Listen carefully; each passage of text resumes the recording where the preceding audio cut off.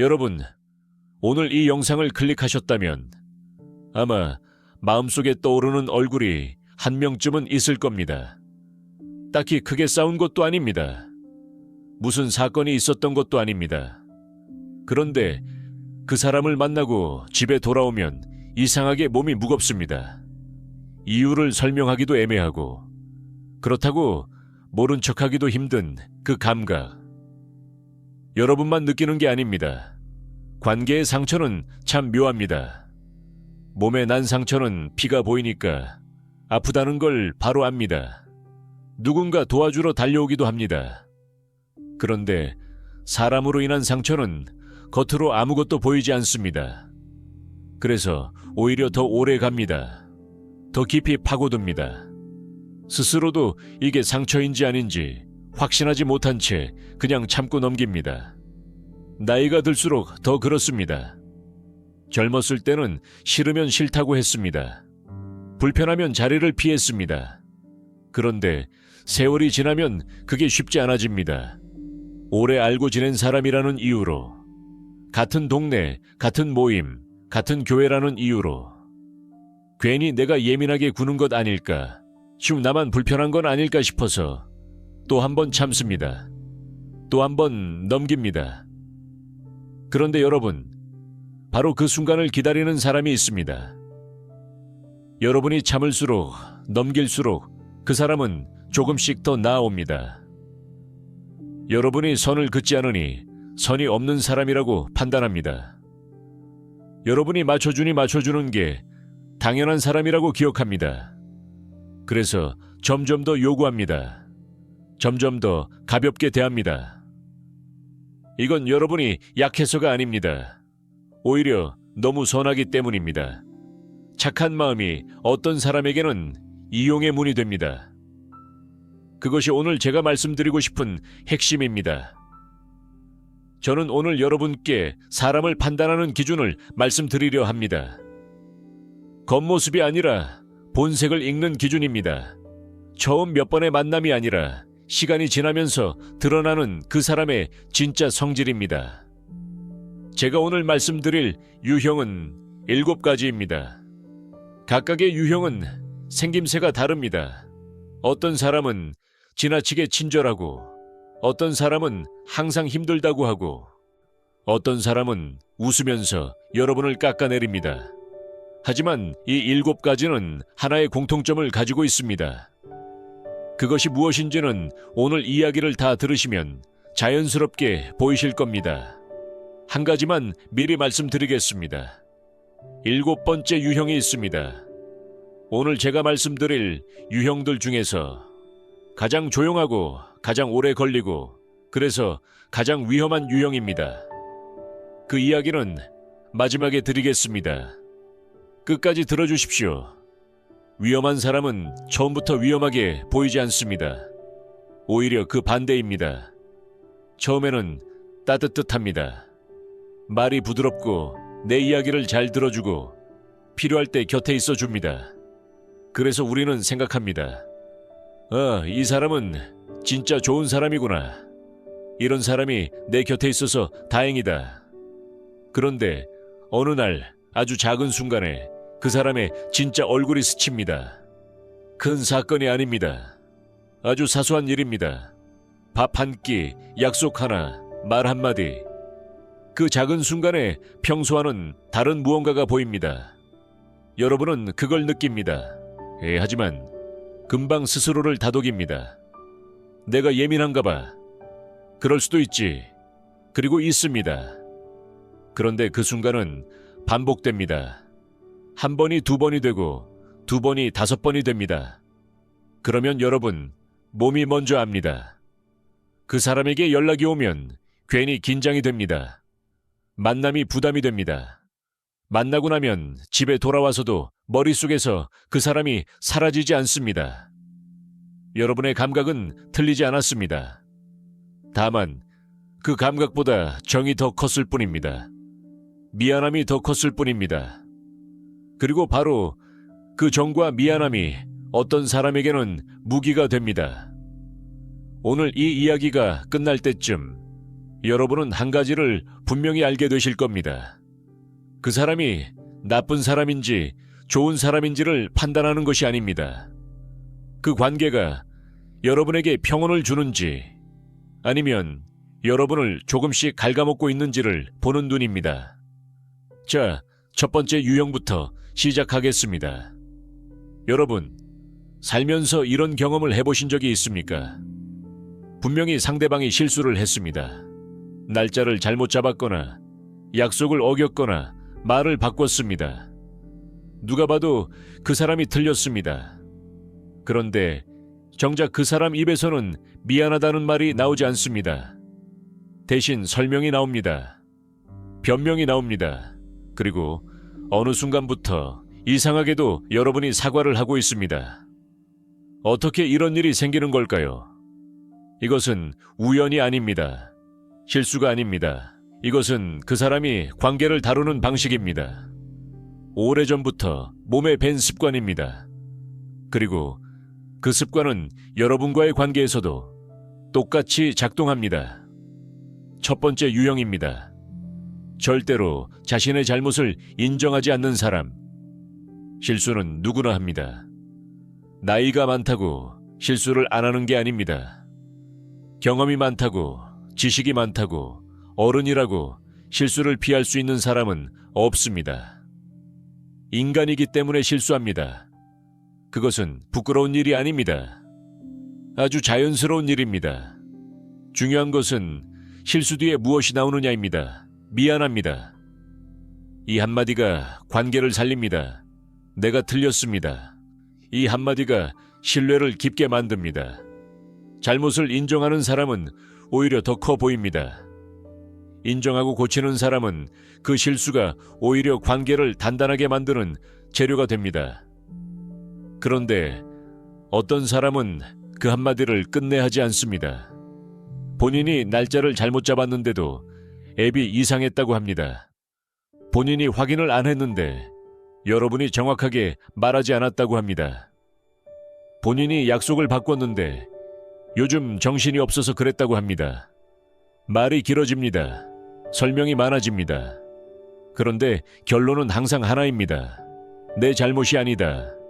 이런 사람에게 사실은 중요하지 않습니다. 무슨 일이 있었는지, 실제로 어떤 순서로 일이 벌어졌는지, 그 과정에서 누가 어디서 잘못했는지, 그런 것들은 부차적입니다. 이 사람에게 가장 중요한 것은 하나입니다. 내가 틀리지 않았다는 것, 왜 그럴까요? 이 사람에게 잘못을 인정한다는 것은 단순히 실수를 인정하는 게 아닙니다. 내가 부족한 사람이라는 것을 인정하는 것처럼 느껴집니다. 내가 아랫사람이 되는 것처럼 느껴집니다. 체면이 무너지는 것처럼 느껴집니다. 그래서 견디지 못합니다. 미안하다는 말 한마디가 자존심 전체를 무너뜨리는 것처럼 느껴지기 때문에 끝까지 인정하지 않습니다. 조선 후기 실학자 정약용 선생은 이런 말씀을 남기셨습니다. 잘못을 인정하는 것이 진짜 용기라고. 저는 이 가르침이 오늘날에도 그대로 적용된다고 생각합니다.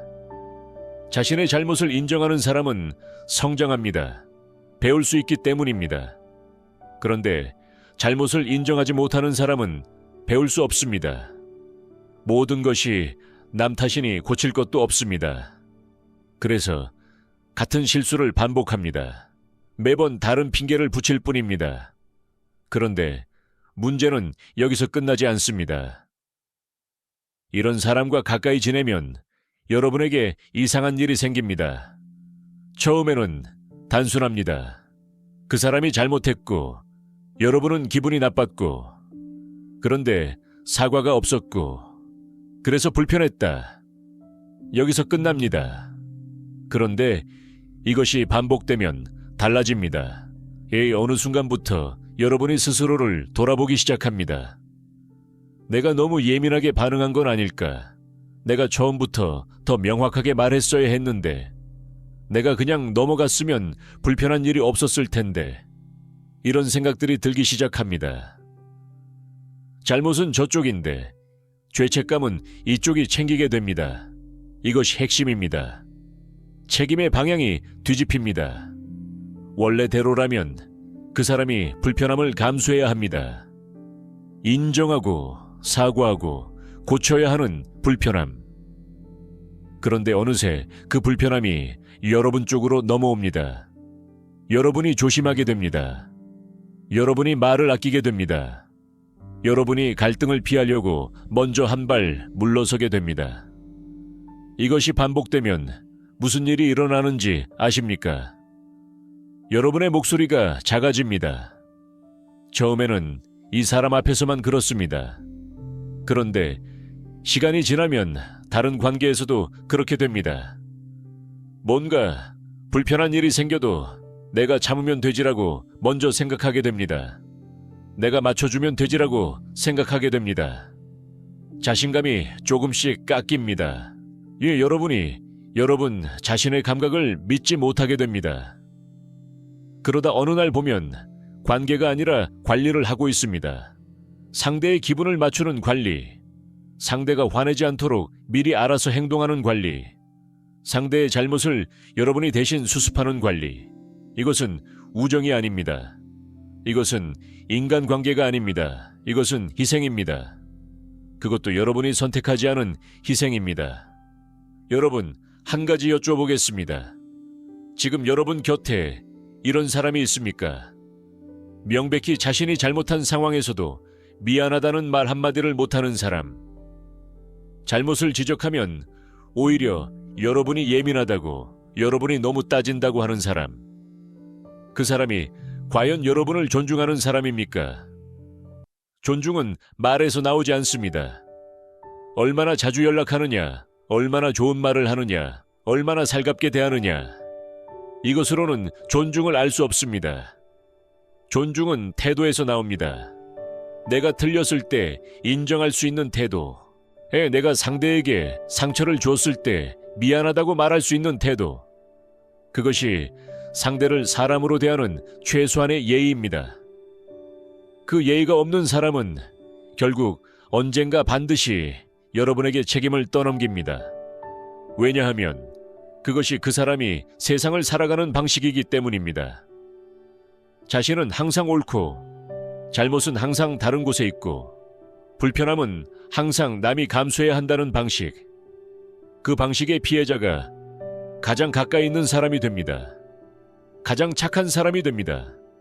가장 잘 참는 사람이 됩니다. 여러분이 그 사람이 되지 않기를 바랍니다. 그렇다면 어떻게 해야 합니까?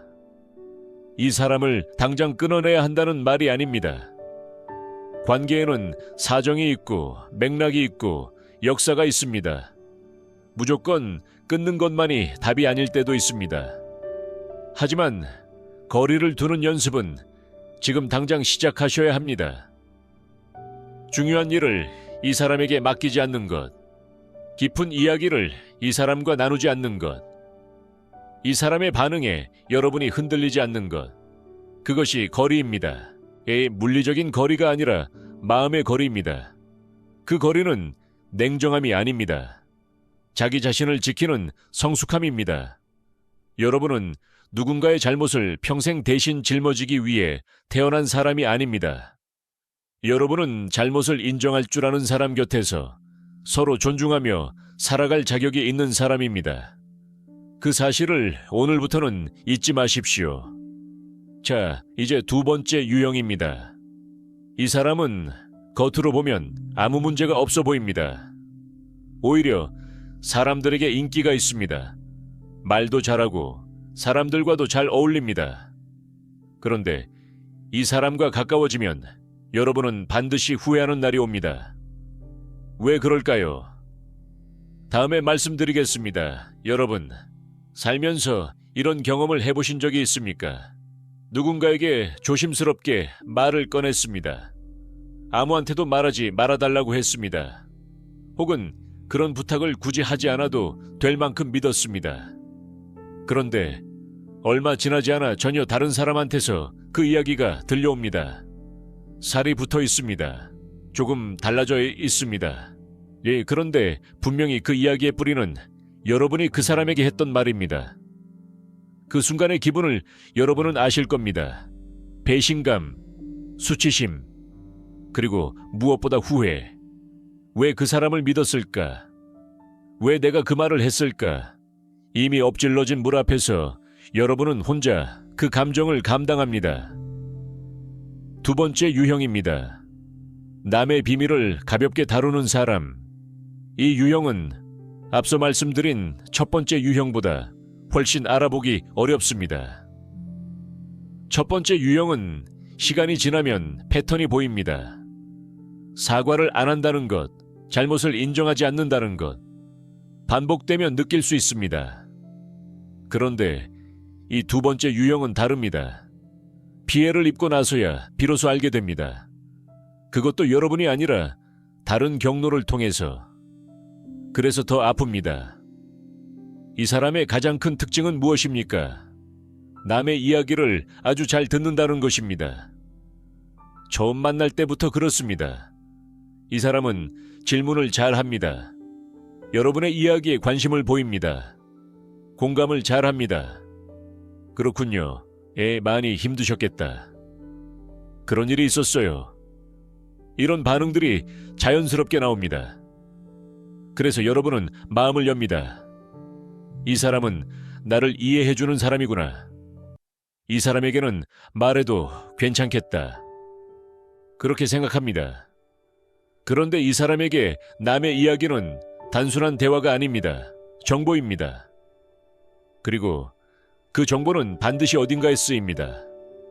이 사람이 비밀을 다루는 방식에는 세 가지 특징이 있습니다. 첫째, 전달할 때 반드시 포장을 합니다. 그냥 옮기지 않습니다. 여기서 들은 거지만 나도 잘은 모르는데 이런 말을 먼저 붙입니다. 마치 자신은 이 이야기의 전달자가 아니라 우연히 알게 된 제3자인 것처럼 행동합니다. 그러면서도 이야기의 핵심은 정확하게 전달합니다. 책임은 피하면서 정보는 흘립니다. 둘째, 이야기에 살을 붙입니다. 처음 들었을 때와 다른 사람에게 전달될 때 사이에 무언가가 더해집니다. 사실 관계가 조금 바뀌어 있습니다. 당사자의 감정이 과장되어 있습니다. 상황이 더 극적으로 표현됩니다. 이것은 의도적인 거짓말이 아닐 수도 있습니다. 그냥 이야기를 재미있게 전달하려는 습관일 수도 있습니다.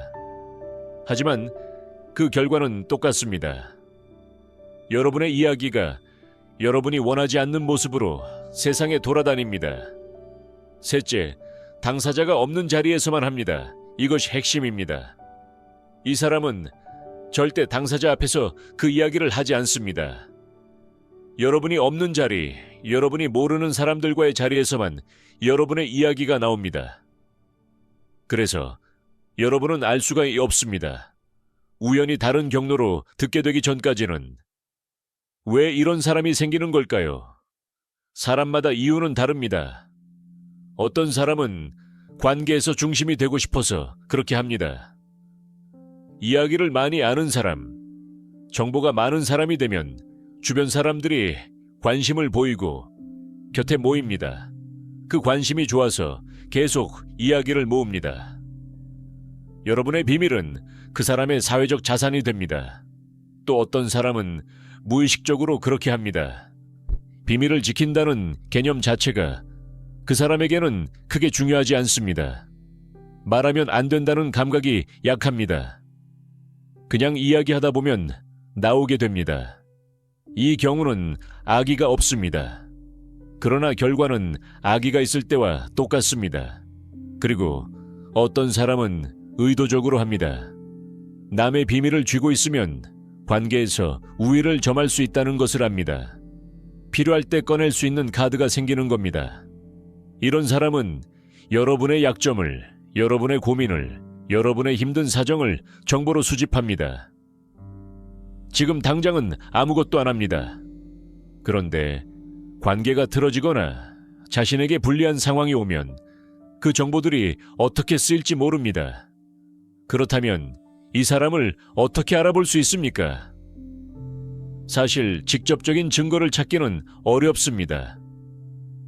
여러분의 이야기가 새어나간 것을 직접 확인하기 전까지는 알 수가 없습니다. 그래서 저는 다른 방법을 말씀드리겠습니다. 그 사람이 다른 사람의 이야기를 어떻게 하는지 보십시오. 이것이 가장 정확한 기준입니다. 여러분에게 처음 만나는 사람의 이야기를 금방 꺼냅니까? 공통으로 아는 지인의 사생활을 자연스럽게 언급합니까? 누군가의 어려운 사정을, 누군가의 집안 이야기를, 누군가의 건강 문제를 별다른 망설임 없이 대화 소재로 씁니까? 그렇다면 분명히 기억하십시오. 여러분의 이야기도 똑같이 다루어집니다. 그 사람이 다른 누군가와 대화할 때 여러분이 오늘 한 말이 소재가 됩니다. 지금은 여러분에게 좋게 대하니까 괜찮을 것 같다라고 생각하실 수 있습니다. 그러나 관계는 변합니다. 사람의 마음은 변합니다. 그리고 한번 나간 말은 절대 돌아오지 않습니다. 여러분, 이런 분들이 계실 겁니다. 그래도 그 사람이 내 이야기를 함부로 할 것 같지는 않아. 우리 사이가 그래도 꽤 오래됐는데. 저도 압니다. 오래된 관계일수록 믿고 싶은 마음이 큽니다. 그것은 당연합니다. 그런데 한 가지만 여쭤보겠습니다. 그 사람이 다른 사람의 이야기를 여러분 앞에서 한 적이 있습니까? 있다면, 그 사람은 여러분의 이야기도 다른 곳에서 하고 있습니다. 이것은 냉정한 판단이 아닙니다. 사람의 습관은 사람을 가리지 않기 때문입니다. 이 사람에게는 괜찮고 저 사람에게는 안 된다는 기준이 이런 사람에게는 없습니다. 그냥 이야기가 생기면 합니다. 여러분이라고 예외가 되지 않습니다. 그렇다면 어떻게 해야 합니까? 모든 사람에게 마음을 닫으라는 말이 아닙니다. 사람은 사람과 이야기하면서 살아가야 합니다. 고민을 나눌 수 있는 사람, 힘든 것을 털어놓을 수 있는 사람, 그런 사람이 곁에 있다는 것은 큰 복입니다. 다만 기준이 있어야 합니다. 말이 아니라 시간으로 신뢰를 확인하십시오. 그 사람이 얼마나 좋은 말을 하느냐가 아닙니다. 시간이 지나도 그 사람이 다른 사람의 이야기를 함부로 하지 않는지, 오래전에 들은 이야기를 여전히 조심스럽게 다루는지, 그것이 기준입니다. 그리고 깊은 이야기는 천천히 하십시오. 처음 만난 사람에게, 아직 충분히 알지 못하는 사람에게 여러분의 약한 부분을 너무 빨리 보여주지 마십시오. 친절하고 공감을 잘 한다고 해서 신뢰할 수 있는 사람이라는 증거가 되지는 않습니다. 신뢰는 말이 아니라 행동으로, 짧은 시간이 아니라 긴 시간으로 확인해야 합니다. 여러분의 이야기는 여러분의 것입니다. 그것을 어떤 사람에게 줄 것인지, 그 선택은 전적으로 여러분에게 있습니다. 그 선택을 신중하게 하는 것, 그것이 여러분 자신을 지키는 첫 번째 방법입니다. 첫 번째 유형과 두 번째 유형 사이에는 공통점이 있습니다. 눈치채셨습니까? 두 유형 모두 상대를 사람으로 대하지 않습니다. 첫 번째 유형에게 여러분은 책임을 떠넘길 수 있는 대상입니다. 두 번째 유형에게 여러분은 정보를 얻을 수 있는 대상입니다. 두 경우 모두 여러분은 목적을 위한 수단이 됩니다. 그 사실이 이 두 유형을 멀리해야 하는 이유입니다. 자, 세 번째 유형입니다. 이 사람은 항상 힘듭니다. 만날 때마다 고생 이야기가 나옵니다. 처음에는 여러분이 도와주고 싶습니다. 당연합니다. 그런데 시간이 지나면 이상한 일이 생깁니다. 여러분이 지쳐가고 있는데 그 사람은 전혀 나아지지 않습니다. 왜 그럴까요? 여러분, 주변에 이런 분이 있습니까? 만날 때마다 힘들다라고 합니다. 연락이 오면 항상 고생 이야기입니다. 몸이 아프다, 자식이 걱정된다, 돈이 어렵다, 주변 사람들이 자기를 몰라준다. 이야기가 끝도 없이 이어집니다. 처음에는 여러분이 진심으로 걱정됩니다. 어떻게 도와줄 수 있을까 생각합니다. 시간을 냅니다. 마음을 씁니다. 때로는 돈도 씁니다. 그런데 이상합니다. 도와줘도 나아지지 않습니다. 다음에 만나도 똑같은 이야기입니다. 조금 다른 내용이지만 결론은 같습니다. 나는 너무 힘들다. 그리고 어느 순간부터 여러분이 먼저 연락하기가 무겁습니다. 연락이 오면 오늘은 또 무슨 이야기일까 하는 생각이 먼저 듭니다. 만나고 나면 무언가를 잃어버린 것 같은 기분이 듭니다. 세 번째 유형입니다. 동정으로 관계를 지배하는 사람. 먼저 분명히 말씀드리겠습니다. 힘든 사람은 있습니다. 진짜로 어려운 시간을 보내는 사람은 있습니다. 그런 사람 곁에서 함께 있어주는 것은 아름다운 일입니다. 그것은 인간이 서로에게 해줄 수 있는 가장 귀한 것 중 하나입니다. 오늘 제가 말씀드리는 것은 그런 경우가 아닙니다. 제가 말씀드리는 것은 힘듦이 습관이 된 사람입니다. 어려운 상황이 실제로 있을 수도 있습니다. 그러나 그 사람은 그 상황에서 벗어나려 하지 않습니다. 오히려 그 상황을 관계의 중심에 놓습니다. 내가 힘들다는 사실이 그 사람에게는 사람들을 붙잡아두는 도구가 됩니다. 의식적이든 무의식적이든 이 사람은 고통을 통해 관계를 유지합니다. 이 사람의 행동 방식에는 뚜렷한 패턴이 있습니다. 첫 번째 패턴입니다. 도움을 당연하게 여깁니다. 처음에는 고마워합니다. 그런데 시간이 지나면 달라집니다. 여러분이 도와주는 것을 기대합니다. 여러분이 연락하지 않으면 왜 연락 안 했느냐고 합니다. 여러분이 바빠서 시간을 못 내면 서운해합니다. 처음에 받은 도움이 관계의 기준이 되어버립니다. 그 기준에서 조금이라도 내려가면 섭섭함이 나옵니다. 여러분이 베푼 호의가 어느새 여러분의 의무가 됩니다. 두 번째 패턴입니다. 거절하면 죄책감을 심습니다. 이번에는 시간이 없다고 하면 그렇군요. 많이 바쁘시구나. 저는 괜찮아요라고 합니다. 말 자체는 괜찮습니다. 그런데 그 말투에, 그 표정에, 그 분위기에 무언가가 담겨 있습니다. 여러분이 집에 돌아오면 괜히 마음이 무겁습니다. 내가 너무 매정하게 한 건 아닐까? 그 사람이 얼마나 힘든데 내가 거절을 했나? 이런 생각이 따라옵니다. 이것이 의도적인지 아닌지는 중요하지 않습니다. 결과가 중요합니다. 여러분이 거절할 때마다 죄책감이 생긴다면 그 관계는 여러분을 조종하고 있는 것입니다.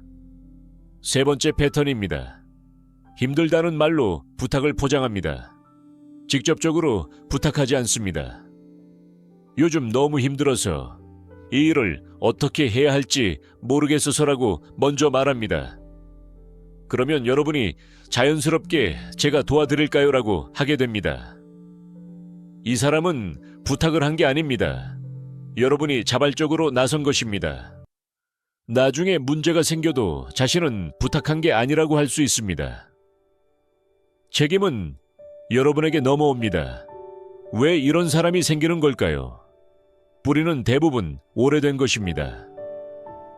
어릴 때부터 자신이 약하거나 힘들어야 사람들이 관심을 가져준다는 경험을 쌓은 경우가 많습니다. 강할 때, 잘 될 때는 아무도 봐주지 않았는데 힘들다고 하면 사람들이 곁에 와줬습니다. 그래서 무의식적으로 고통이 관계를 유지하는 방법이 됩니다. 이 사람을 나쁜 사람이라고 단정하기는 어렵습니다. 본인도 그 패턴을 모를 수 있습니다. 그러나 그렇다고 해서 여러분이 그 관계 안에서 계속 소모되어야 하는 것은 아닙니다.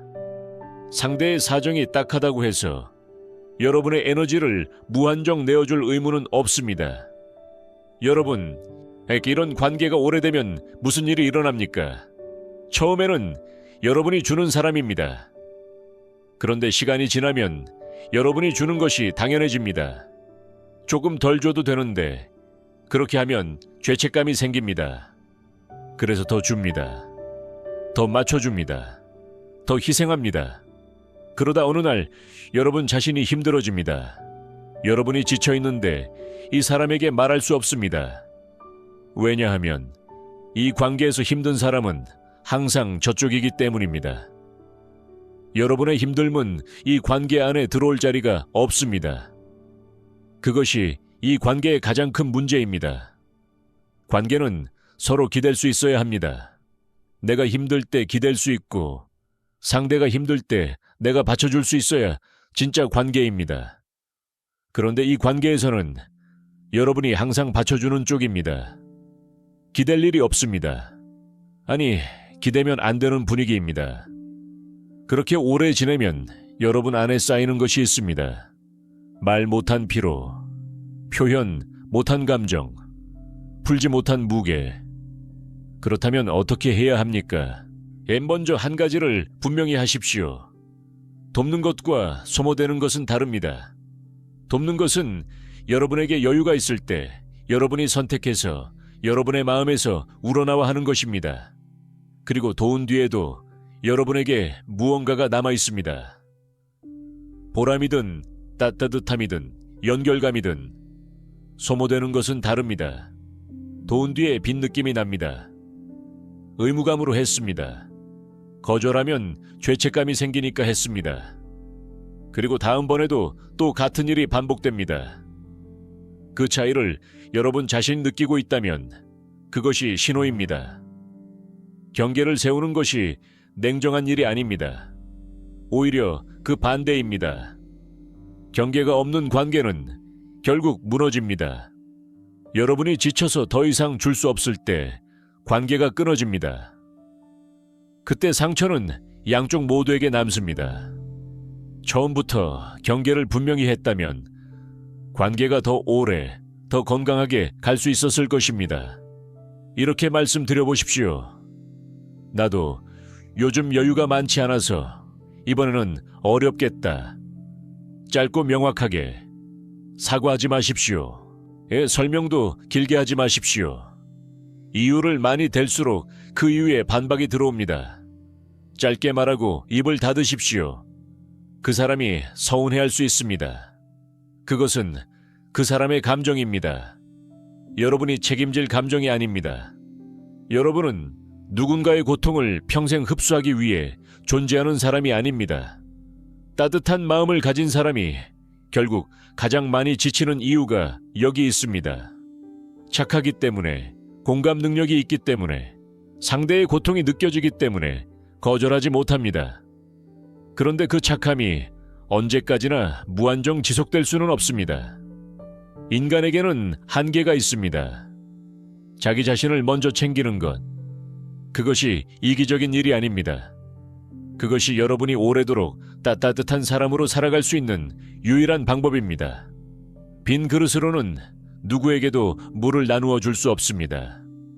여러분의 그릇을 먼저 채우십시오. 그래야 진짜로 도울 수 있습니다. 그래야 여러분의 따뜻함이 오래 갑니다. 잠깐 멈추겠습니다. 지금까지 3가지 유형을 말씀드렸습니다.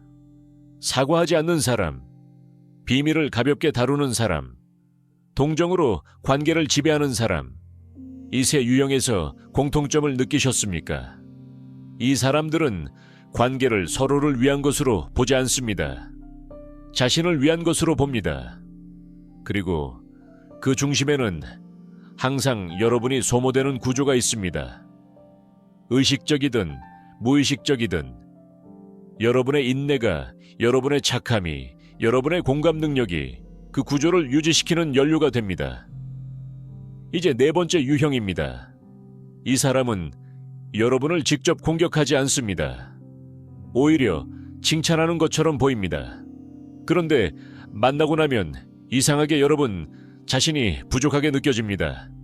자신감이 조금씩 사라집니다. 대체 무슨 일이 일어나고 있는 걸까요?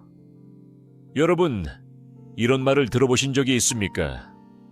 너는 참 좋은데 아무개는 이런 것도 잘하더라.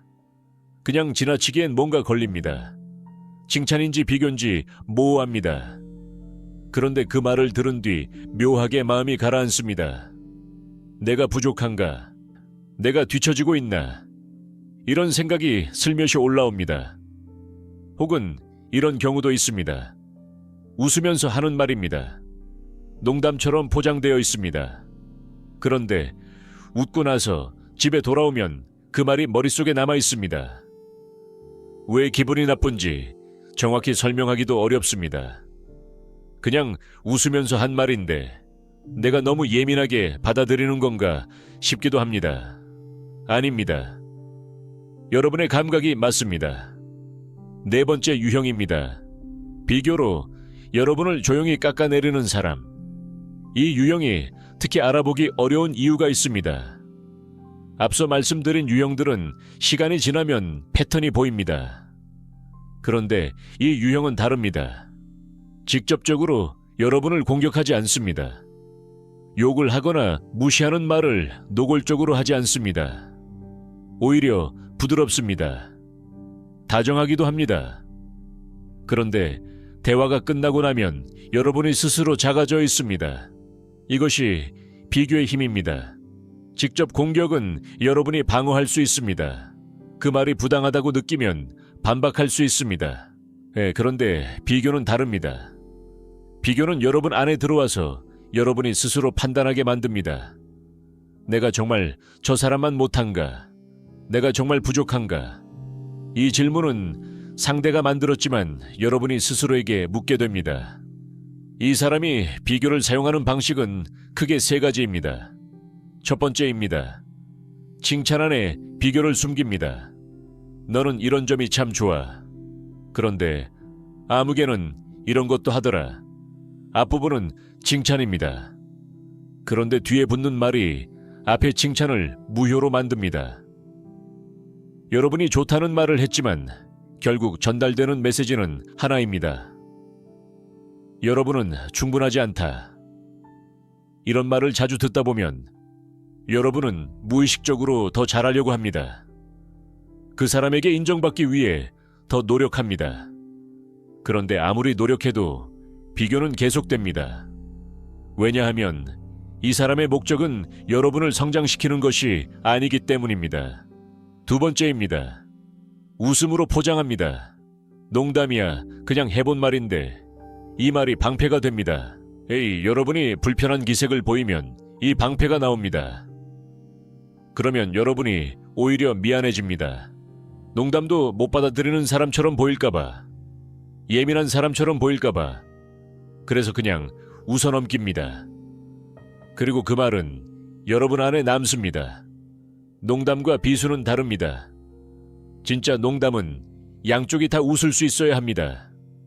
한쪽만 웃고 한쪽은 집에 돌아와서 곱씹게 된다면 그것은 농담이 아닙니다. 세 번째입니다. 은근한 기준을 만듭니다. 아무개는 자식한테 이렇게 해준다더라. 옆집은 이렇게 산다더라. 저 나이에는 보통 이렇게 한다더라. 직접적으로 여러분을 비교하지 않습니다. 그냥 다른 사람들의 이야기를 합니다. 그런데 그 이야기들이 모이면 하나의 기준이 만들어집니다. 그 기준에 여러분이 못 미치는 것 같은 느낌이 생깁니다. 이것은 교묘합니다. 직접 뭘 하라고 한 게 아닙니다. 그냥 이야기를 한 것뿐입니다. 그런데 여러분 마음속에 내가 부족하다는 감각이 쌓입니다. 왜 이런 사람이 비교를 사용하는 걸까요? 이 사람은 관계에서 우위를 필요로 합니다. 여러분이 자신감 있고 당당하면 이 사람이 불편합니다. 여러분이 스스로 충분하다고 느끼면 이 사람이 여러분에게 미치는 영향력이 줄어들기 때문입니다. 그래서 여러분을 조금씩 불확실하게 만듭니다. 내가 과연 잘하고 있는 건가? 내가 충분한가? 이 질문이 여러분 머릿속에 있는 한 여러분은 이 사람의 평가에 의존하게 됩니다. 그 사람이 좋다고 하면 안심이 되고 그 사람이 비교를 꺼내면 또 불안해집니다. 이 사람은 그 구조 안에서 여러분을 쥐고 있습니다. 이런 관계가 오래되면 여러분에게 무슨 일이 생깁니까? 처음에는 그냥 그 사람 앞에서만 자신감이 없어집니다. 그런데 시간이 지나면 일상에서도 그렇게 됩니다. 무언가를 시작하려 할 때 남들은 어떻게 하지라는 생각이 먼저 납니다. 내가 이걸 해도 되나? 내가 이렇게 해도 괜찮나? 남들 눈에 어떻게 보일까? 자신의 기준이 아니라 타인의 기준으로 스스로를 재기 시작합니다. 그러면 점점 조심스러워집니다. 아예 새로운 것을 시도하기가 두려워집니다. 어차피 누군가는 나보다 더 잘할 텐데 라는 생각이 발목을 잡습니다. 결국 움직이지 않게 됩니다. 여러분의 삶이 조금씩 좁아집니다. 이 모든 것의 시작이 그 사람의 비교 한마디였습니다. 여러분, 기억하십시오. 비교는 성장을 돕지 않습니다. 진짜로 여러분의 성장을 바라는 사람은 비교하지 않습니다.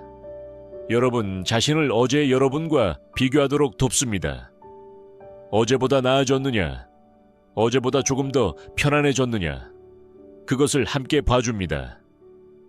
다른 사람과 비교하는 사람은 여러분의 성장에 관심이 없습니다. 여러분이 그 사람보다 못하다는 사실에 관심이 있습니다. 그 차이는 큽니다.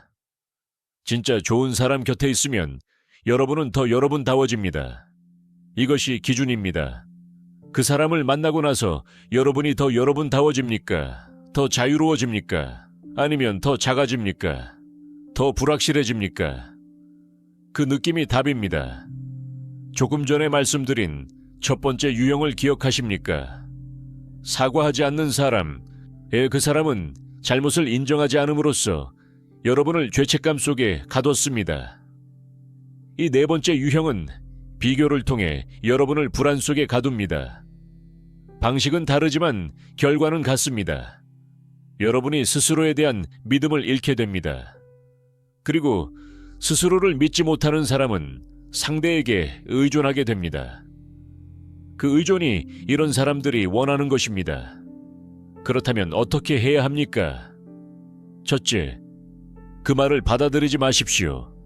비교하는 말이 들어올 때 여러분이 그 말을 사실로 받아들일 필요가 없습니다. 그냥 그 사람의 말이구나. 그 사람의 관점이구나. 그렇게 두십시오. 그 말이 여러분의 가치를 결정하지 않습니다. 둘째, 반응하지 마십시오. 비교하는 말에 설명하거나 변명하거나 억울함을 표현하면 그 사람에게 그 비교가 효과가 있다는 신호를 주는 것입니다. 무겁게 반응하지 말고 가볍게 흘려보내십시오. 그렇군요. 짧게 대답하고 넘어가십시오. 셋째, 여러분 자신의 기준을 가지십시오. 다른 사람이 어떻게 사는지, 다른 사람이 뭘 가졌는지는 여러분의 삶과 관계없습니다. 여러분에게 중요한 것이 무엇인지, 여러분이 어떤 하루를 살았는지, 어제보다 오늘 조금 더 평온했는지, 그것이 여러분의 기준입니다. 그 기준을 다른 사람에게 맡기지 마십시오. 나이가 들수록 더 중요해지는 것이 있습니다. 자기 자신에 대한 믿음입니다. 젊었을 때는 비교를 자극으로 삼을 수 있습니다. 저 사람보다 더 잘해야지. 그 경쟁심이 동력이 되기도 합니다. 그런데 나이가 들면 그 방식이 더 이상 작동하지 않습니다. 오히려 지치게 만듭니다. 이제는 다른 사람과 비교해서 이기는 삶이 아니라 어제의 나보다 조금 더 평온한 삶을 사는 것이 중요합니다. 그 평온을 지키기 위해서라도 비교로 여러분을 흔드는 사람과는 거리를 두셔야 합니다. 여러분은 누군가와 비교되기 위해 태어난 사람이 아닙니다. 여러분은 여러분 자체로 충분합니다. 그 사실을 흔들려고 하는 사람이 있다면 그것은 그 사람의 문제입니다. 여러분의 문제가 아닙니다. 자, 다섯 번째 유형입니다. 이 사람은 평소에는 정말 좋습니다. 연락도 잘 되고 만나면 재미있고 여러분도 좋아합니다. 그런데 여러분이 정말 힘든 순간에, 여러분이 진짜 도움이 필요한 그 순간에 이 사람은 없습니다. 항상 그렇습니다. 왜 그럴까요? 여러분, 살면서 이런 순간이 있었습니까? 몸이 아팠습니다. 아니면 집안에 어려운 일이 생겼습니다. 혹은 마음이 너무 힘들어서 누군가의 목소리가 듣고 싶었습니다. 그래서 떠올린 사람이 있었습니다.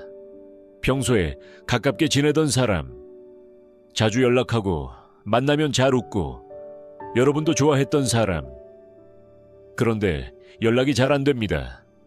답장이 늦습니다. 아니면 나도 요즘 바빠서라는 말이 옵니다. 바쁜 것은 이해합니다. 그런데 그 다음이 없습니다. 괜찮냐는 말 한마디가 없습니다. 나중에 시간 되면 연락 줘라는 말도 없습니다. 그냥 넘어갑니다. 그리고 시간이 지납니다.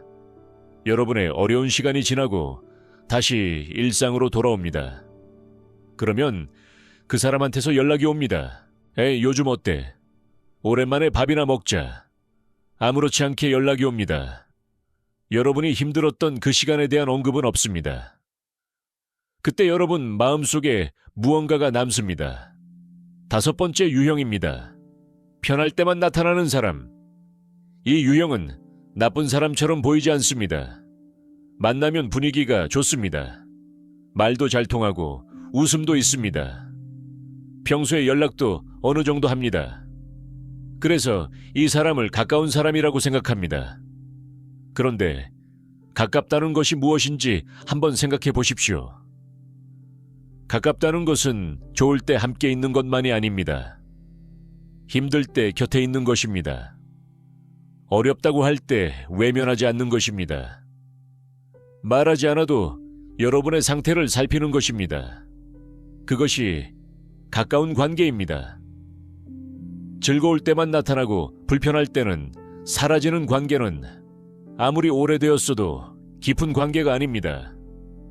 이 사람의 패턴은 생각보다 일관됩니다. 경조사에 잘 빠집니다. 여러분에게 중요한 날, 여러분이 곁에 있어주기를 바라는 날, 그날들을 이 사람은 잘 지킵니다. 바쁘다는 말, 갑자기 일이 생겼다는 말, 몸이 좋지 않다는 말. 이유는 매번 다릅니다. 그런데 결과는 매번 같습니다. 그 자리에 없습니다. 여러분이 힘들 때 연락이 뜸해집니다. 처음에는 우연인가 싶습니다. 그런데 2번, 3번 반복되면 패턴이 보입니다. 이 사람은 여러분의 힘든 시간을 함께 감당하는 것을 불편해합니다. 무거운 감정이 부담스럽습니다. 그래서 그 시간 동안 거리를 둡니다.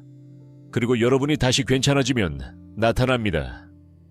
마치 아무 일도 없었다는 듯이 여러분도 모르게 그냥 넘어가게 됩니다. 다시 만나면 또 좋으니까, 또 웃을 수 있으니까 그렇게 반복됩니다. 자신이 필요할 때는 어김없이 연락이 옵니다. 이것이 이 유형의 가장 뚜렷한 특징입니다. 부탁이 있을 때, 정보가 필요할 때, 어딘가에 함께 가줄 사람이 필요할 때, 그때는 연락이 빠릅니다. 반갑게 나타납니다. 마치 평소에도 가깝게 지냈던 것처럼 자연스럽게 대합니다. 여러분은 그 연락이 반갑습니다. 오랜만에 연락이 왔으니까. 그래서 도와줍니다. 시간을 냅니다. 여러분이 힘들었던 그 시간에 이 사람이 없었다는 사실은 어느새 뒤로 밀려납니다. 그런데 부탁이 해결되고 나면 또 뜸해집니다. 이 패턴이 반복되면 여러분이 어떤 역할을 하고 있는지 보입니다. 이 사람에게 여러분은 필요할 때 꺼내 쓰는 존재입니다. 가까운 사람이 아닙니다. 유용한 사람입니다. 그 차이는 큽니다. 왜 이런 사람이 생기는 걸까요? 이 사람이 반드시 나쁜 의도를 가진 것은 아닙니다. 어떤 경우에는 단순히 감정적인 무게를 견디는 능력이 부족한 것일 수 있습니다. 남의 힘든 상황에 함께 있는 것 자체가 이 사람에게는 너무 불편합니다. 어떻게 반응해야 할지 모릅니다. 그래서 피합니다. 그러나 의도가 나쁘지 않다고 해서 결과가 달라지지는 않습니다. 여러분이 힘들 때 곁에 없는 사람, 그것은 이 사람이 여러분에게 줄 수 있는 것의 한계입니다. 그 한계를 인정하는 것이 필요합니다. 이 사람에게 깊은 관계를 기대하면 여러분이 반복적으로 실망하게 됩니다. 이 사람이 줄 수 있는 것과 줄 수 없는 것을 명확히 아는 것, 그것이 이 관계를 대하는 가장 현명한 방법입니다. 그런데 여러분, 이보다 더 중요한 질문이 있습니다. 지금 여러분 곁에 진짜로 있어주는 사람이 있습니까? 아프다고 했을 때 먼저 연락해 온 사람, 여러분이 힘들다고 하지 않아도 뭔가 이상하다는 걸 느끼고 물어봐 준 사람, 여러분의 경조사를 당연하게 챙긴 사람, 특별한 이유 없이 그냥 생각났다며 연락한 사람, 그 사람이 몇 명입니까? 많지 않을 겁니다. 그래도 괜찮습니다. 한 명이라도 있다면 충분합니다. 나이가 들수록 그 한 명이 전부인 경우도 있습니다. 그리고 그 한 명이 100명보다 소중합니다. 여러분의 시간과 마음을 그 사람에게 쓰십시오. 편할 때만 나타나는 사람에게 계속 실망하면서 에너지를 쏟는 것보다 언제나 곁에 있는 그 한 사람에게 더 깊어지는 것, 그것이 나이 들수록 인간관계를 잘하는 방법입니다.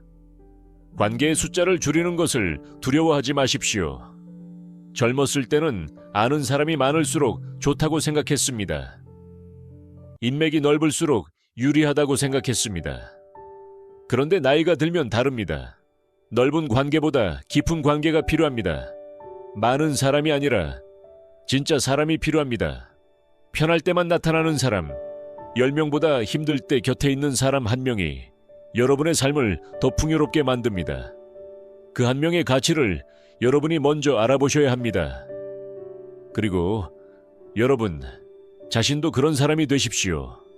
상대가 힘들 때 먼저 연락하는 사람, 무거운 감정을 함께 감당할 수 있는 사람, 좋을 때만이 아니라 어려울 때도 곁에 있는 사람, 그것이 진짜 관계입니다.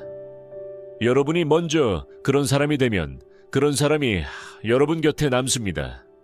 잠깐 돌아보겠습니다. 지금까지 5가지 유형을 말씀드렸습니다. 잘못을 인정하지 않아 여러분을 죄책감 속에 가두는 사람, 비밀을 가볍게 다뤄 여러분의 신뢰를 소모품으로 쓰는 사람, 동정으로 관계를 지배해 여러분의 에너지를 빼앗는 사람, 비교로 여러분의 자신감을 조금씩 깎아내는 사람, 그리고 편할 때만 나타나 여러분의 기대를 반복적으로 무너뜨리는 사람, 이 5 유형에서 하나의 흐름이 보이십니까? 이 사람들은 모두 여러분에게서 무언가를 가져갑니다. 죄책감을 남기거나 신뢰를 빼앗거나 에너지를 소모시키거나 자신감을 깎거나 기대를 무너뜨립니다. 그리고 여러분은 그 관계를 유지하기 위해 계속 무언가를 내어줍니다. 그렇게 오래 지내다 보면 어느 날 문득 이런 생각이 듭니다. 나는 왜 이렇게 피곤하지? 나는 왜 이렇게 지쳐있지? 그 피로의 원인 중 하나가 바로 이 관계들입니다. 자, 이제 6번째 유형입니다. 이 사람은 여러분이 잘 됐을 때 드러납니다. 좋은 일이 생겼습니다. 기쁜 소식이 있습니다. 그 소식을 나누고 싶은 사람에게 말했습니다. 그런데 돌아오는 반응이 이상합니다.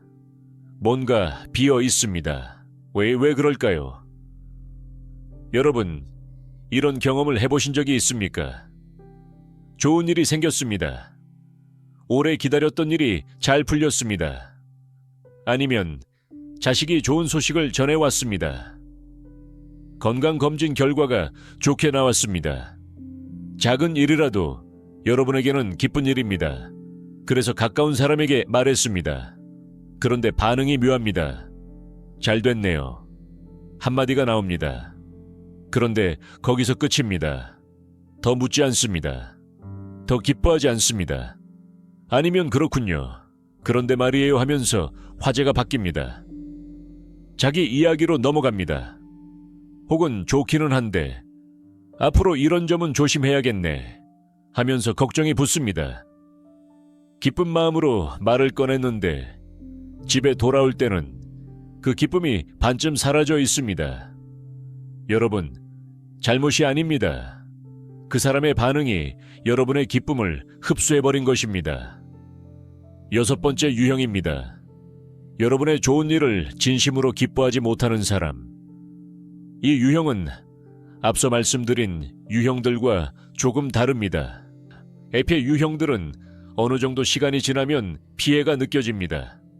죄책감이 쌓이거나 에너지가 빠지거나 자신감이 줄어드는 것이 몸으로 느껴집니다. 그런데 이 여섯 번째 유형은 다릅니다. 직접적인 피해가 없습니다. 이 사람이 여러분에게 나쁜 말을 한 것도 아닙니다. 뭔가를 빼앗아간 것도 아닙니다. 그런데 이상하게 여러분이 이 사람에게는 좋은 소식을 말하지 않게 됩니다. 왜 그럴까요? 기쁨은 나눌 때 2배가 됩니다. 그런데 어떤 사람에게 나누면 반이 됩니다. 여러분은 그것을 몸으로 느끼고 있기 때문입니다. 그 사람에게 말하면 기쁨이 줄어드는 경험이 반복되면 자연스럽게 그 사람에게는 말하지 않게 됩니다. 그것이 이 유형이 관계에 끼치는 영향입니다. 조용하지만 깊습니다. 이 사람이 여러분의 기쁜 소식에 반응하는 방식은 크게 3가지입니다. 첫 번째입니다. 축하 뒤에 바로 걱정을 붙입니다. 잘 됐다. 그런데 그게 오래 가려면 이래야 하는데. 좋은 소식이네. 근데 이런 점은 괜찮아. 진심으로 기뻐하는 것 같지만 그 기쁨이 채 한 문장을 넘기지 못합니다. 바로 다음 문장에서 걱정이 따라옵니다. 조언이 따라옵니다. 여러분이 원한 것은 걱정이 아닙니다. 함께 기뻐해 주는 것이었습니다. 그런데 그것은 오지 않습니다. 결국 여러분은 기쁜 소식을 말했는데 오히려 불안해진 채로 대화가 끝납니다. 2번째입니다. 화제를 자기 이야기로 가져갑니다.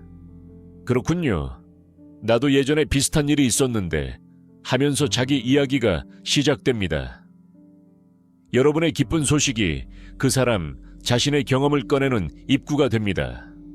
대화의 중심이 어느새 그 사람으로 이동합니다. 여러분의 이야기는 배경이 됩니다. 이것도 의도적이지 않을 수 있습니다. 그냥 그 사람이 대화하는 방식이 그럴 수 있습니다. 그러나 이것이 반복되면 여러분은 이 사람에게 중요한 이야기를 꺼내는 것을 멈추게 됩니다. 3번째입니다. 반응이 지나치게 짧고 건조합니다. 아, 그래요. 잘 됐네. 끝입니다. 더 묻지 않습니다. 더 관심을 보이지 않습니다. 여러분이 그 소식을 말하기까지 얼마나 기다렸는지, 그것이 여러분에게 얼마나 의미 있는 일인지 그 사람은 관심이 없습니다. 형식적인 반응 하나로 넘어갑니다. 왜 이런 사람이 이렇게 반응하는 걸까요? 말하기 불편할 수 있지만 솔직하게 말씀드리겠습니다. 이 사람 안에 시기심이 있습니다. 나쁜 사람이라서 그런 게 아닙니다. 인간이라면 누구나 시기심을 느낄 수 있습니다. 그것은 자연스러운 감정입니다. 문제는 그 감정을 어떻게 다루느냐입니다. 성숙한 사람은 그 감정을 알아차리고 그래도 상대를 위해 기뻐해 주려고 노력합니다. 그런데 이 사람은 그 감정을 다루는 방법을 모릅니다. 아니면 노력하지 않습니다. 그래서 진심 어린 축하가 나오지 않습니다. 입으로는 잘 됐다고 하지만 목소리에 온기가 없습니다. 눈에 진심이 없습니다. 여러분은 그것을 느낍니다. 말로 설명하기는 어렵지만 몸이 압니다. 그래서 기쁨이 반으로 줄어드는 것입니다. 이 관계가 오래되면 여러분에게 무슨 일이 생깁니까? 여러분이 좋은 일을 숨기게 됩니다. 처음에는 그 사람에게만 말하지 않습니다. 그런데 시간이 지나면 좋은 일이 생겨도 누군가에게 말하는 것 자체를 조심하게 됩니다. 말했다가 반응이 없으면 더 허전하니까. 말했다가 김이 새면 기쁨까지 사라지니까. 그래서 혼자 삭힙니다. 그렇게 되면 여러분의 기쁨이 완성되지 않습니다. 기쁨은 나눠야 완성됩니다. 혼자 느끼는 기쁨과 누군가와 함께 나누는 기쁨은 다릅니다.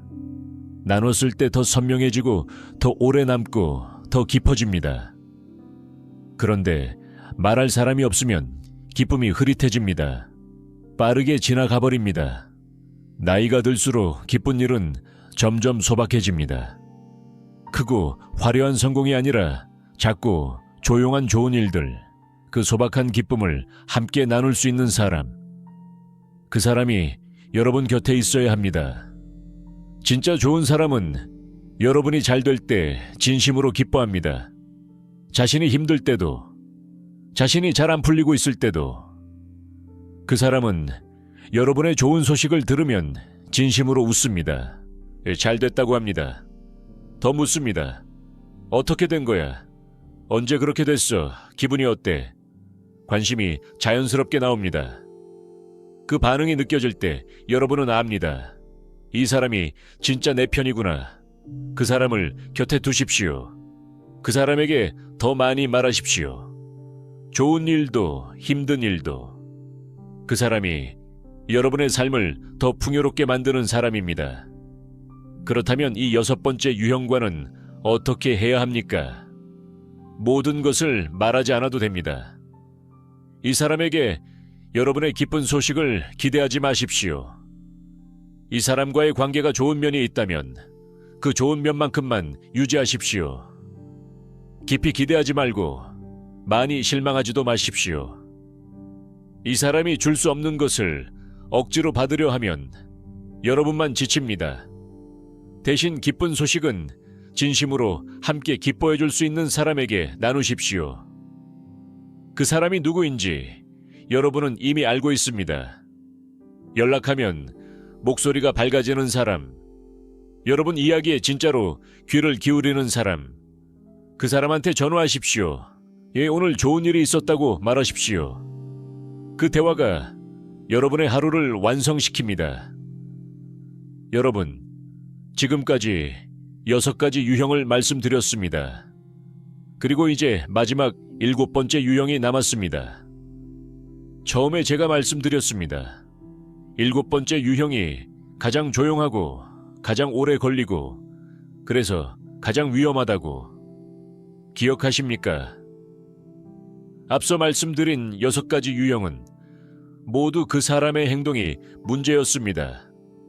사과하지 않는 행동, 비밀을 흘리는 행동, 동정으로 지배하는 행동, 비교하는 행동, 사라지는 행동, 기뻐하지 못하는 행동. 행동이 보이면 알아볼 수 있습니다.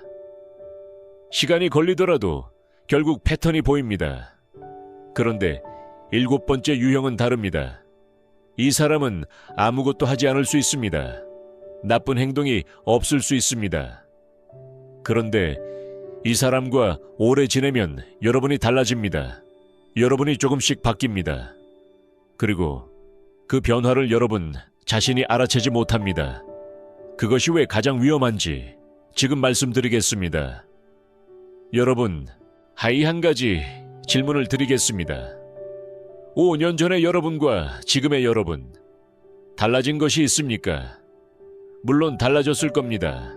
나이가 드는 것은 자연스럽게 사람을 바꿉니다. 경험이 쌓이고 생각이 깊어지고 세상을 보는 눈이 넓어집니다. 그런 변화는 좋은 변화입니다. 여러분이 선택한 변화입니다. 그런데 이런 변화는 어떻습니까? 예전에는 하고 싶은 말을 했는데 요즘은 그냥 참습니다. 예전에는 좋아하는 것들이 있었는데 언제부턴가 그것들을 안 하게 됐습니다. 예전에는 의견이 있었는데 이제는 그냥 맞장구를 칩니다. 예전에는 여러분 자신이 뚜렷했는데 지금은 어딘가 흐릿해진 것 같습니다. 이 변화는 여러분이 선택한 것이 아닙니다. 어느 날 갑자기 바뀐 것도 아닙니다. 아주 천천히, 아주 조금씩 여러분도 모르는 사이에 일어난 일입니다. 그리고 그 변화의 중심에 특정한 관계가 있는 경우가 많습니다. 7번째 유형입니다. 서서히 여러분을 바꾸는 사람. 이 유형이 가장 위험한 이유는 단 하나입니다. 예라책이 가장 어렵기 때문입니다.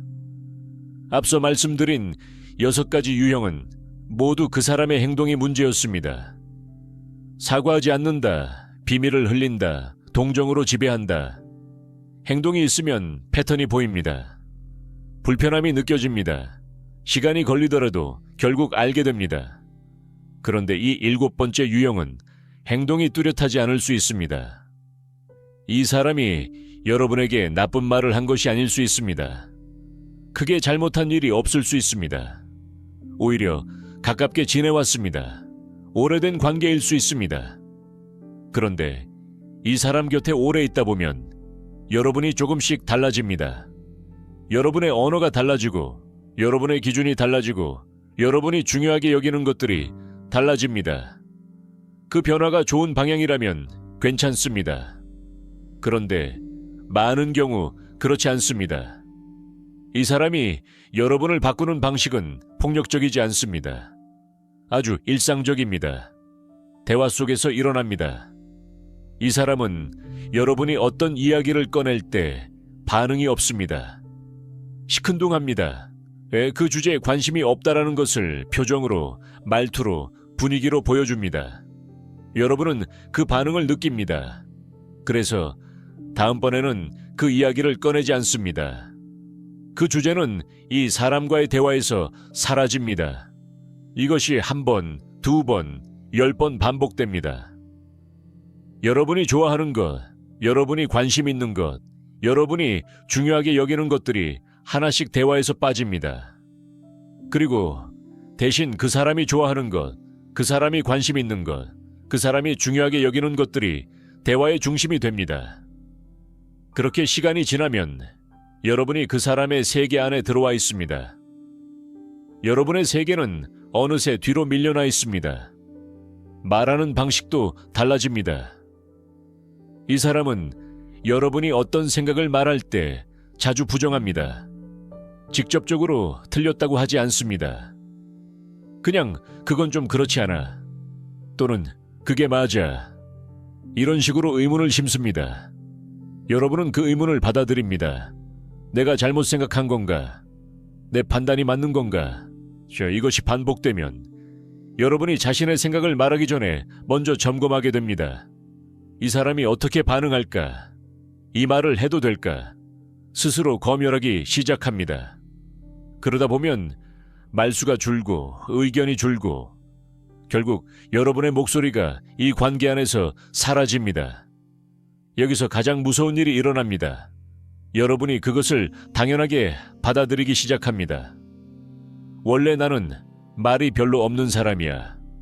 원래 나는 이런 것에 관심이 없었나 봐. 원래 나는 의견이 별로 없는 사람이야. 이런 생각이 들기 시작합니다. 그런데 그것은 원래의 여러분이 아닙니다.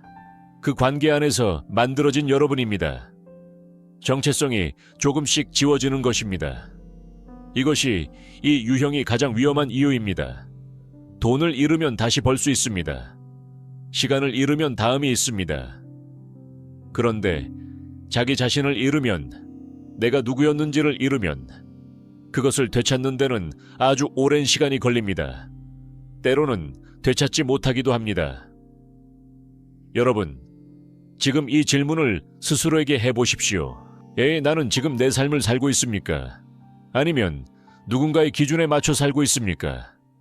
내가 하는 말들이 진짜 내 생각입니까? 아니면 어떤 사람이 들었을 때 불편해하지 않을 말을 골라서 하고 있습니까? 내가 오늘 하루 한 선택들이 나를 위한 선택이었습니까? 아니면 누군가의 반응을 의식한 선택이었습니까? 쉽게 답이 나오지 않는다면 한번 진지하게 들여다보셔야 합니다. 이 관계에서 벗어나는 것은 쉽지 않습니다. 오래된 관계일 수 있습니다. 가족일 수도 있습니다.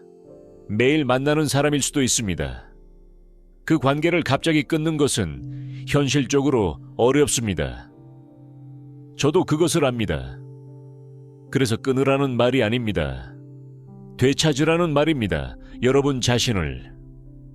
그 관계 안에서 사라졌던 여러분의 이야기를 다시 꺼내십시오.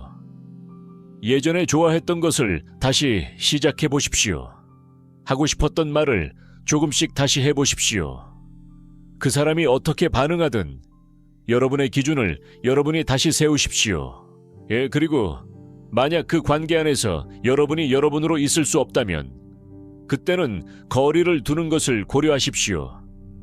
냉정하게가 아니라 조용하게, 갑자기가 아니라 천천히, 그러나 분명하게. 여러분이 여러분으로 있을 수 없는 관계는 아무리 오래됐어도 좋은 관계가 아닙니다. 여러분, 오늘 이야기를 처음부터 함께 해주셨습니다. 7가지 유형, 사과하지 않는 사람, 비밀을 가볍게 다루는 사람, 동정으로 지배하는 사람, 비교로 깎아내리는 사람, 편할 때만 나타나는 사람, 기쁨을 함께 나누지 못하는 사람, 그리고 서서히 여러분을 바꾸는 사람. 이 이야기를 들으면서 마음속에 떠오른 얼굴이 있으셨습니까? 아마 있으셨을 겁니다. 한 명일 수도 있고 여러 명일 수도 있습니다. 어떤 분은 이 유형들이 한 사람 안에 여러 개가 겹쳐 있는 경우도 보셨을 겁니다. 그 얼굴이 떠올랐다면 그 감각을 믿으십시오. 오늘 이야기의 처음으로 잠깐 돌아가겠습니다. 저는 처음에 이렇게 말씀드렸습니다. 에이, 사람 때문에 잠을 설치는 밤이 있었다면 그것은 여러분이 약해서가 아니라고. 그 말을 지금 다시 드립니다. 여러분이 힘들었던 것은 여러분이 약해서가 아닙니다. 여러분이 너무 선했기 때문입니다. 너무 오래 참았기 때문입니다. 너무 많이 맞춰주었기 때문입니다. 너무 깊이 믿었기 때문입니다. 그 선함은 여러분의 결점이 아닙니다. 여러분의 본성입니다. 그런데 그 본성을 지키기 위해서라도 이제는 기준이 필요합니다. 누구에게 그 선함을 내어줄 것인지에 대한 기준이. 나이가 들수록 관계에서 중요한 것이 달라집니다. 젊었을 때는 많은 사람을 알고 지내는 것이 중요했습니다.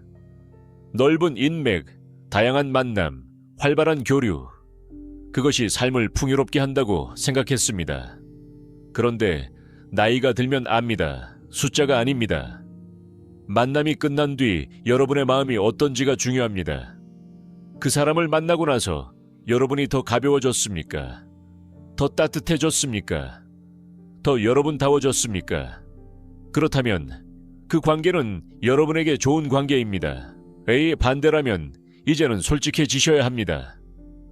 관계를 정리하는 것이 냉정한 일이라고 생각하지 마십시오. 오히려 그것은 성숙한 일입니다. 모든 관계를 끝까지 붙잡는 것이 의리가 아닙니다. 여러분을 갉아먹는 관계를 오래 유지하는 것이 덕이 아닙니다. 그것은 그냥 소모입니다. 여러분의 남은 시간을, 여러분의 남은 에너지를, 여러분의 남은 마음을 소모하는 것입니다. 이제는 여러분 자신에게 더 충실하셔야 합니다. 어떤 관계는 거리를 두어야 합니다. 어떤 관계는 조용히 내려놓아야 합니다. 그리고 어떤 관계는 더 깊어져야 합니다. 그 선택을 이제는 여러분이 하셔야 합니다. 상대의 기분에 맞춰서가 아니라 여러분의 평온을 기준으로. 평온이라는 것이 무엇입니까? 아무 일도 없는 상태가 아닙니다. 힘든 일도 있고 걱정도 있고 슬픈 날도 있습니다. 그런데 그 안에서도 흔들리지 않는 중심이 있는 것. 그것이 평온입니다. 그 중심을 지키기 위해서는 여러분 곁에 있는 사람들이 중요합니다. 여러분의 중심을 함께 지켜주는 사람, 여러분이 힘들 때 더 가까이 오는 사람, 여러분의 기쁨을 진심으로 함께 기뻐하는 사람, 여러분의 이야기를 소중히 다루는 사람, 여러분이 여러분으로 있을 수 있게 해주는 사람. 그 사람들이 여러분의 진짜 관계입니다. 마지막으로 한 말씀만 드리겠습니다. 여러분은 누군가를 위해 작아질 필요가 없습니다. 누군가의 감정을 대신 처리하기 위해 태어난 사람이 아닙니다. 누군가의 책임을 대신 짊어지기 위해 존재하는 사람이 아닙니다. 누군가의 기준에 맞추기 위해 여러분 자신을 지워야 하는 사람이 아닙니다. 여러분은 존중받아야 하는 사람입니다. 지금 이 나이에, 지금 이 자리에서, 지금의 여러분 그대로 잘못을 인정할 줄 아는 사람 곁에 있을 자격이 있습니다. 여러분의 비밀을 소중히 다루는 사람 곁에 있을 자격이 있습니다. 여러분이 힘들 때 곁에 있어주는 사람 곁에 있을 자격이 있습니다. 여러분의 기쁨을 함께 기뻐해주는 사람 곁에 있을 자격이 있습니다. 그리고 여러분이 여러분으로 있을 수 있게 해주는 사람 곁에 있을 자격이 있습니다. 그 자격은 여러분이 스스로에게 주는 것입니다. 오늘부터 시작하십시오. 천천히 괜찮습니다. 한 번에 다 바꾸지 않아도 됩니다. 다만 오늘 하루 여러분 자신을 조금 더 존중하는 선택을 하나만 하십시오. 그것이 쌓이면 여러분의 삶이 달라집니다. 여러분의 관계가 달라집니다. 여러분의 하루가 달라집니다. 사람 때문에 잠을 설치는 밤이 줄어들 것입니다. 만남이 끝난 뒤 마음이 가벼운 날이 많아질 것입니다. 여러분, 자신이 더 선명하게 느껴지는 날이 올 것입니다. 그 날을 향해 오늘부터 한 걸음씩 가십시오. 여러분은 그럴 자격이 있는 사람입니다.